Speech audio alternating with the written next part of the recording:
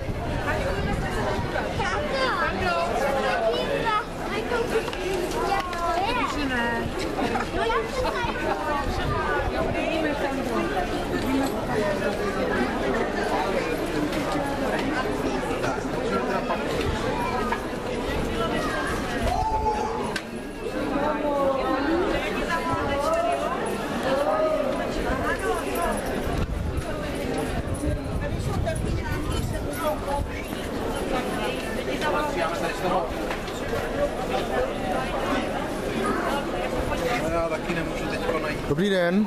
Dobrý den. Můžu chvilku natočíš? Natočíš jenom? Natoč. Budem v televizi. No, budu reagovat na dokument, víš?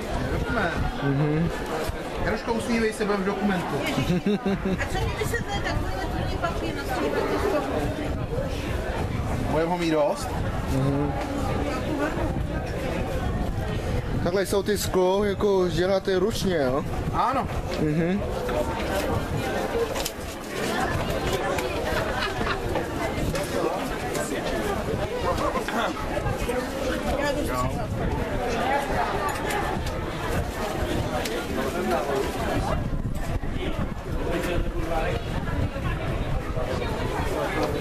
Ty jsou korálky taky, jo? Taky odvád, jo? Prosím? Taky dělal ručně, jo? Ano, ano, ano.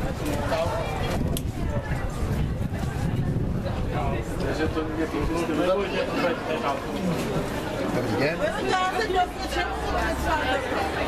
Si to naházíme dovnitř a on, když se někdo zeptá, tak mu to ukážeme vevnitř nebo to toho.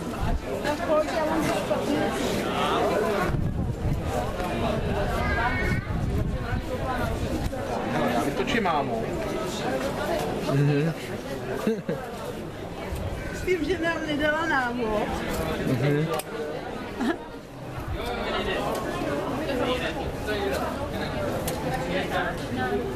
Co děláte? Stříhám cenovky na zboží. Takový to jednoduchý, nebo... Tady to se dělá z kukuřice. Jo, aha. To je to, co obaluje klas kukuřice, se z toho dělají tady ty panenky a to. Třeba toho. No. Jak dlouho to děláte, tohle?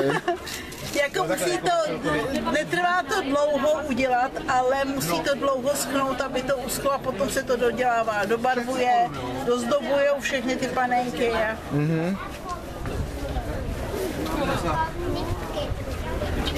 Jak dlouho to uměla? Já, tak dělám to tak 10 let.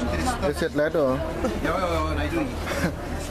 Kde se vám učila? Já jsem chodila do kurzu. Aha, do kurzu, jo.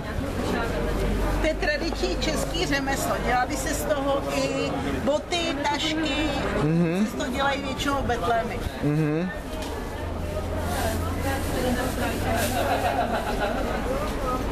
Jak dlouho to máte tady v Čechách, jako ty jsou ty takové věci? Tady to, jak se dlouho dělá v Čechách. No, jak dlouho? Jak dlouho? Dokud se sem přivezla kukuřice z Ameriky. Když jsem přivezla kukuřice, co? Ne, když jsem přivezla kukuřice, jak se z toho dělali, jinak to dělají v Americe, z toho dělávali indiáni normálně víc. Šatky, tašky, všechno z toho dělali ty indiáni.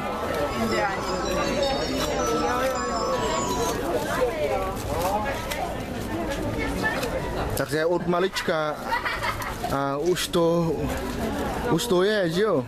Od malička to nedělám, dělám to až... Ne, jako už to je, takový věci už to je, tady čeká, no. Tak děkuju. Není zač. Hele, prosím tě. Nemůžeme vůbec posadit ten stánek, tam